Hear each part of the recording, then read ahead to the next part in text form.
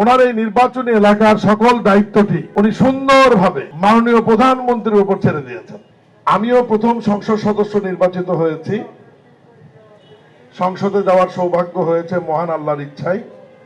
মাননীয় বিরোধী দলীয় নেতাও প্রথমবারের মতো সংসদ সদস্য নির্বাচিত হয়েছেন। সংসদ আপনারা টিভিতে দেখেছেন, সামনাসামনি দেখার সৌভাগ্য অনেকের হয়েছে, অনেকের হয়নি। আমার রাজনৈতিক জীবনে বিরোধী দলীয় নেতা, দূরদর্শী, এত বিচক্ষণ বিরোধী নেতা বাংলাদেশের রাজনীতির ইতিহাসে ইতিপূর্বে ছিল না, ভবিষ্যতে হবে কিনা আমার জানা নাই। উনি সংসদটার পরিবেশ এত সুন্দর করে গুছিয়ে কথা বলে রাখেন, আলহামদুলিল্লাহ। এবং সেই কারণেই ট্রেজারি বেঞ্চ এবং বিরোধী দল আমরা মিলেমিশে আইন পাস বলেন, সংসদে তর্ক বিতর্ক বলেন, যাই হোক না কেন, সব শেষে ওনার কারণেই একটা সুন্দর পরিবেশ নিয়ে আমরা সংসদ থেকে বের হয়ে আসতে পারি।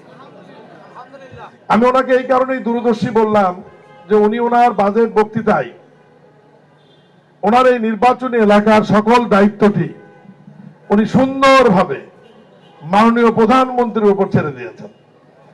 উনি বলেছেন যে আমি বিরোধী দলের নেতা হিসাবে আমার অনেক দায়িত্ব, অনেক কাজ, আমার নির্বাচনী এলাকার দায়িত্বটা আমি মাননীয় প্রধানমন্ত্রীর উপর ছেড়ে দিলাম।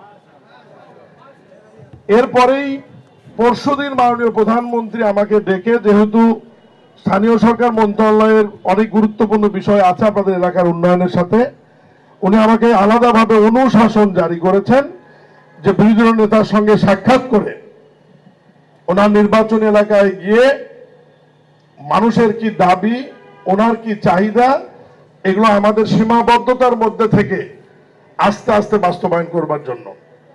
এবং আমি ওনার সাথে পরশুদিন সাক্ষাৎ করেছি, উনি আজকে আমাদেরকে সময় দিয়েছেন। আমি কিন্তু ফুল টিম নিয়ে এখানে আসছি।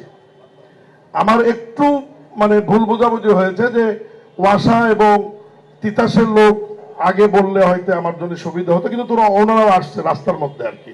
এরপর ওয়াসার এমডি, তিতাসের লোকও আমাদের সাথে থাকবে। আমরা আজকে ঘুরে ঘুরে সমস্যাগুলো শুনবো, দেখব। এরপরে আবার এই ফুল টিম আমরা মাননীয় বিরোধী দলের নেতার সঙ্গে 2-4 মধ্যে ওনার কাছ থেকে সময় নিয়ে ওনার অফিসে আবারও বসে অগ্রাধিকার কোনটাতে আমরা আগে দেবো, কোনটাতে পরে দেবো, সব তো রাতারাতি করা সম্ভব হবে না। অগ্রাধিকার ভিত্তিতে আমাদের যেহেতু দীর্ঘ সময় আছে, 3 বছর 4 বছর আমাদের হাতে, 5 বছর রয়েছে, আমরা এই সময়গুলোর মধ্যে আমরা আস্তে আস্তে ইনশাআল্লাহ ওনার পরামর্শ ক্রমেই আমরা বাস্তবায়ন করবো ইনশাআল্লাহ।